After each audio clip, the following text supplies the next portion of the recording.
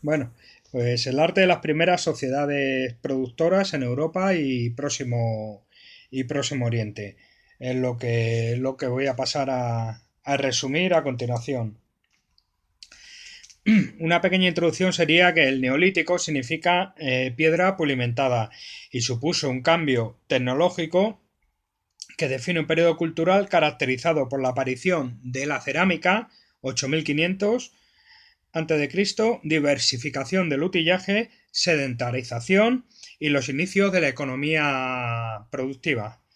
Eh, Algunos autores, como Cowen, contemplaron una transformación ideológica colectiva, reflejada en el registro arqueológico como una nueva simbología basada en la dualidad madre-toro, que conduciría a la economía neolítica desarrollada. Entre el 12.000 y el 8.000 before present, en Oriente Próximo, asistimos a un proceso de neolitización, ¿vale? Pasando de sociedades cazadoras-recolectoras a otras productoras. A partir del 9600 before present se consolida esta nueva economía en el levante mediterráneo, en Siria, Palestina, Anatolia. La cerámica, como he dicho, aparece en el 8500 before present. En el sexto milenio hay una expansión neolítica ya por todo el Mediterráneo. Bueno, y una vez enmarcado este periodo de las primeras sociedades productoras, la neolitización aparece primero en Oriente y progresivamente se va desplazando hasta Europa hasta que en el sexto milenio se asienta por toda Europa, pues pasamos a definir y a explicar el arte en Europa.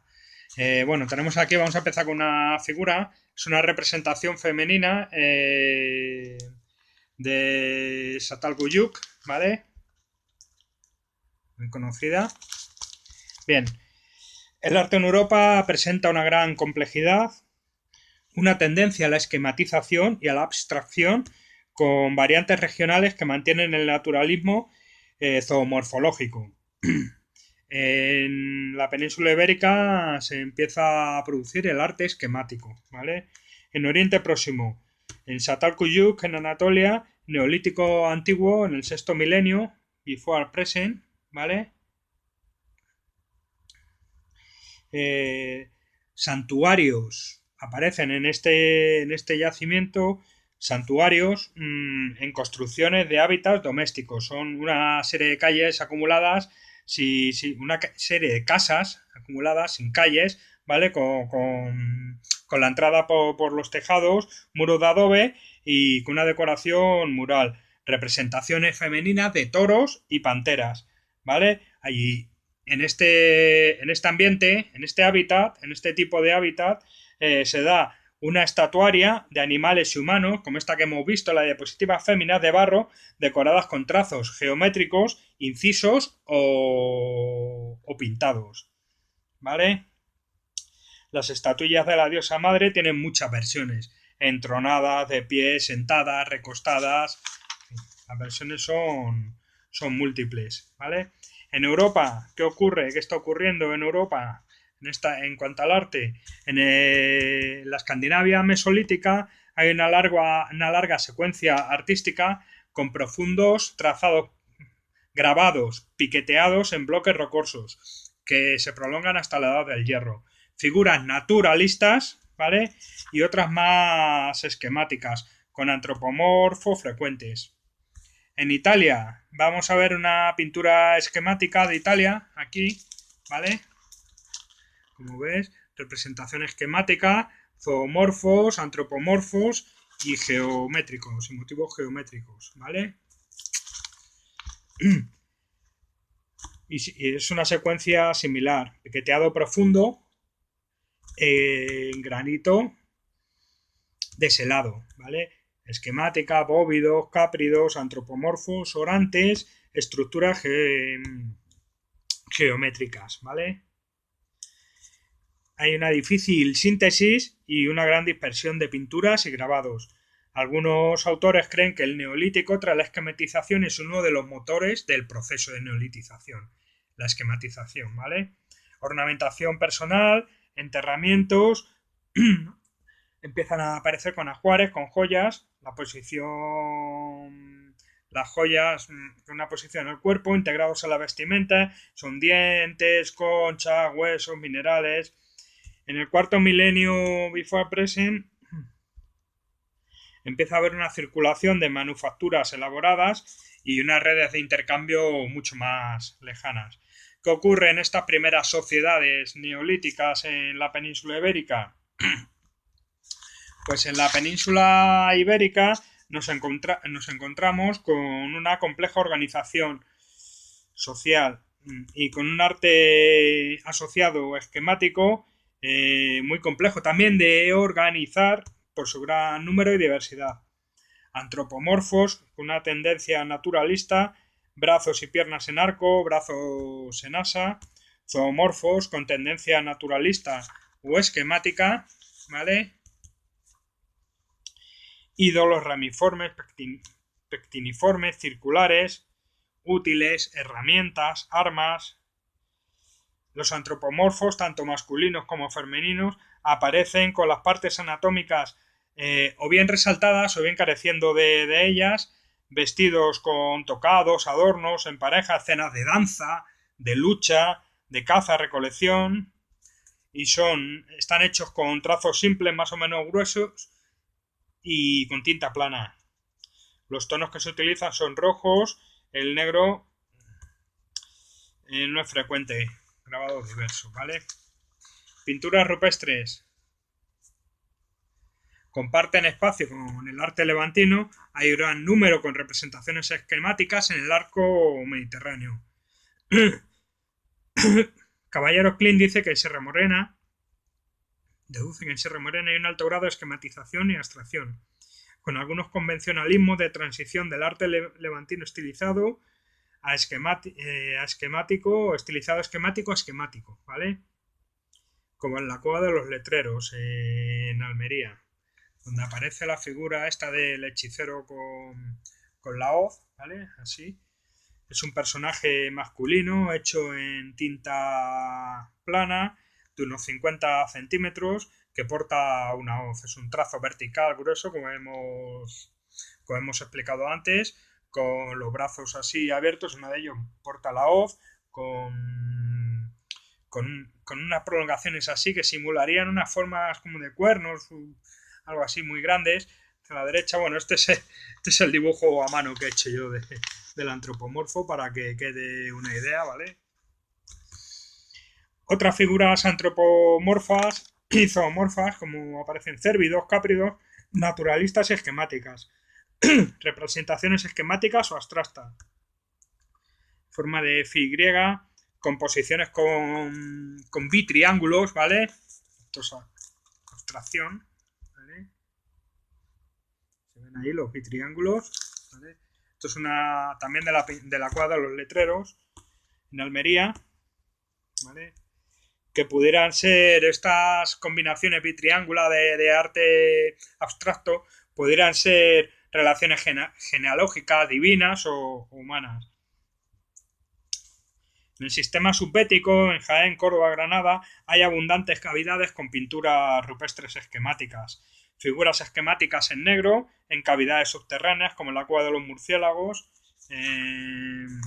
¿Vale? Esta es...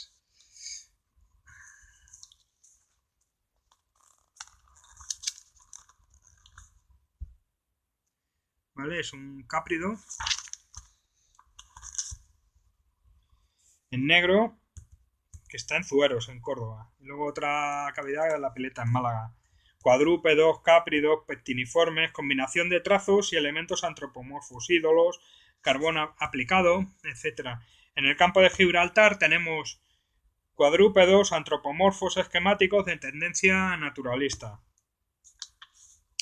En Cádiz, en la Alta, hay un ídolo oculado, ¿vale? Aquí están bastante mal conservadas las pinturas y demás por temas, por los excrementos de los pájaros, que bueno, está mal conservado, ¿ves? Esto es Cádiz.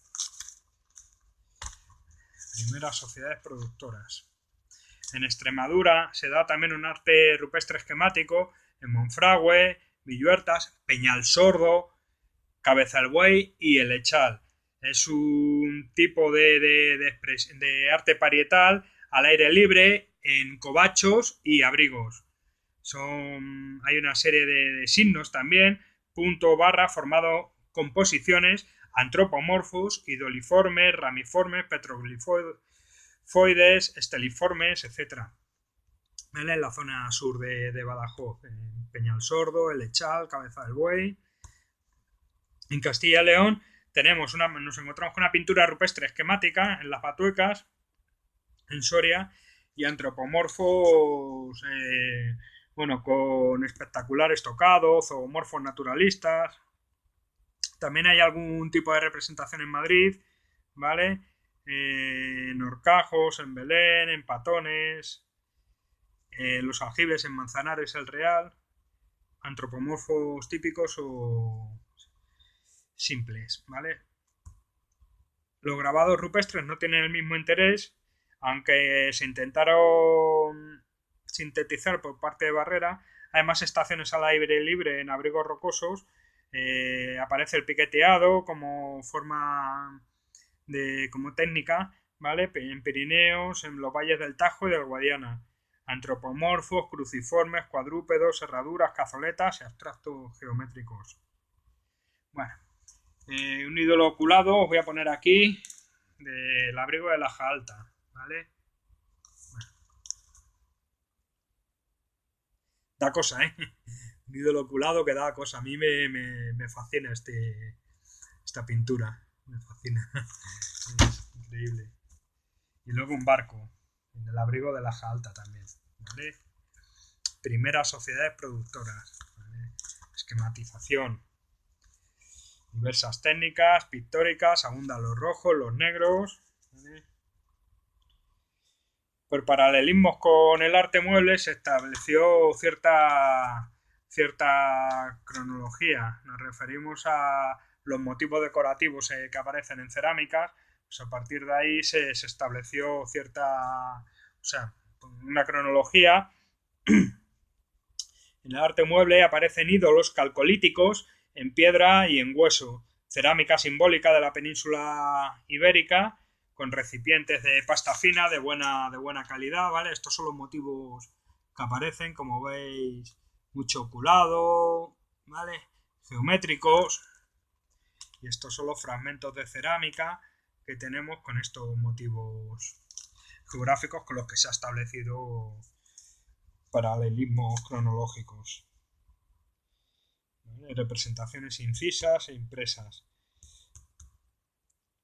En las cuevas de Chaves en Huesca aparecen unos cantos pintados con estos motivos, con esos brazos en rojo. Bueno, se puede hablar de cierta unidad conceptual del calcolítico y el neolítico antiguo, por similitud en las decoraciones cerámicas y en este arte mueble que hemos visto. Hay grabados al aire libre en el Alto Duero que partirían desde el calcolítico, ¿vale? Hasta el bronce y el hierro, como los de Covamaja, son estos aquí, ¿vale? Motivos antropomorfos, cuadrúpedos, jinetes, culiformes, etc. ¿Vale? Y en cuanto al significado es muy complejo de este arte rupestre de las primeras sociedades productoras. Es un arte esquemático definido desde creaciones de comunidades campesinas hasta actividades de pastores, ¿vale? Es decir, hay investigadores que se lo atribuyen a comunidades campesinas, otros se lo atribuyen a actividades pastoriles, en fin, hay muchas interpretaciones y no hay consenso en cuanto al significado. Recurriendo, como siempre, a gran Leragurán, el arte de los últimos cazadores-recolectores es narrativo, ¿vale? A través de mitogramas o pictogramas. Y el de los primeros productores es más simbólico, ideogramas. Son formas de expresión y comunicación, en definitiva, ¿vale?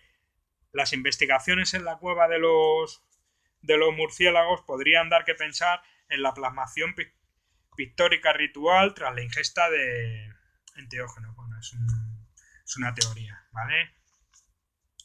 En las Islas Canarias se dan en todas ellas una serie de grabados e inscripciones rupestres, la mayoría están al aire libre o en abrigos rocosos, con distintas técnicas y motivos geométricos. Aparecen ídolos, pequeñas esculturas en piedra, naturalistas o esquemáticas, en terracota o hueso de ballena.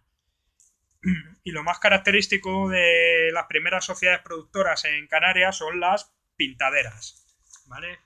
Esto nos puede caer en el examen. Ha caído algún año. Las pintaderas canarias. No se sabe muy bien. Son objetos de barro, madera o piedra formadas por un apéndice, ¿vale?, que finaliza en una superficie plana.